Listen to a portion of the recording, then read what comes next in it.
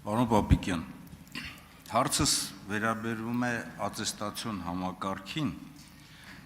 ընդհանուր առմամբ զինված ուժերի վերաբերյալ որոշումներ ընդունում են իրավիճակից ելնելով, բայց ազգային անվտանգության ռազմավարության բացակայության այս նոր իրավիճակի պայմաններում մի քիչ մտահոգիչ է, որովհետև նաև հիմնավորման մեջ որոշակի նաև հաշվարկներ անհրաժեշտություն ունեն, բայց ատեստացիոն համակարգը անհավասար պայմաններ է ստեղծում բանակում, ինչ առումով, օրինակի համար ասեմ, որ երկու համապատասխան պաշտոններ հավասարաչափ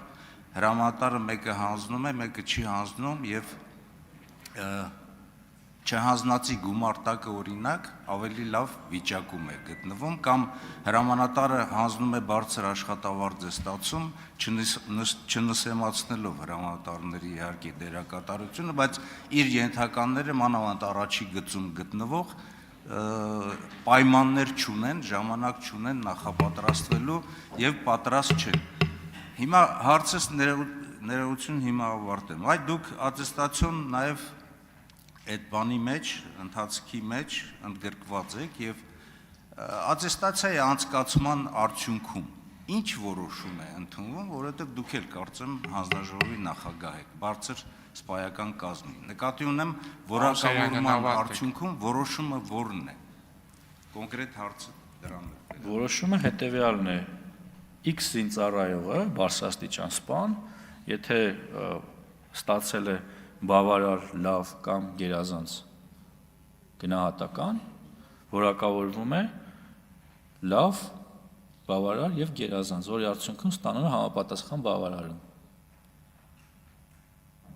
Այսինքն ատեստավորման նպատակը տվյալ զինծառայողի որակավորումը հստակեցնելն է, տվյալ ժամանակահատվածում, այսինքն 3 տարի ժամկետով։ Արձագանք։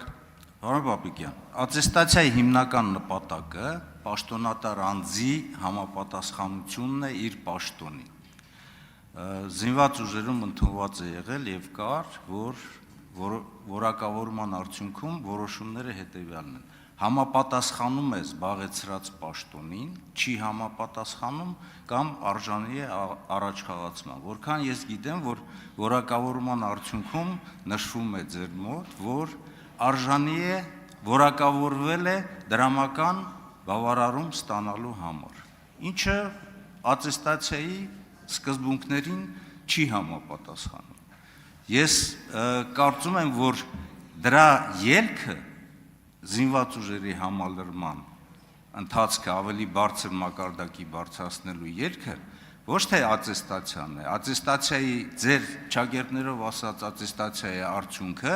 դասային աստիճանների շնորհումն է, օրինակ դուք ասում եք գերազանց, լավ, բավարար։ Իսկ զինված ուժերի համալրման դրական ելքը դա բազային աշխատավարձի բարձրացնում է բոլոր կատեգորիաների համար։ Շնորհակալ եմ, պարոն Օհանյան, այս հարցով մենք ելի ենք առիթ ունեցել խոսելու,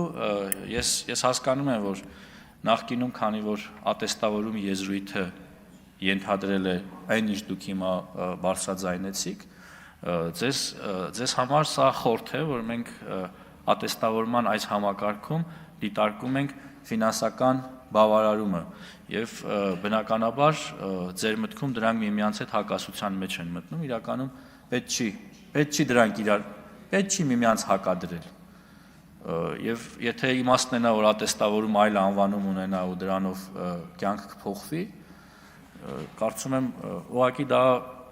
կարա տեխնիկական գործողություն լինի, ինչը ոչինչով մեր կյանքը չի փոխելու։ Շնորհակալ եմ։